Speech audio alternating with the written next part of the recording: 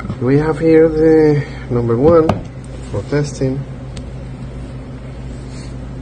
We're gonna turn on battery on, ignition on. Now we have all ground for sensor, and also the 5-volt supply for sensors. All the sensor power supply is okay. Battery and ignition. We have the injector activation here. We have the main relay, fuel pump relay, and also the idle control.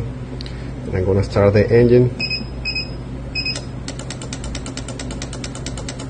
And the 2 outputs for the injector is working fine. The idle is working, fuel pump working, main relay is working.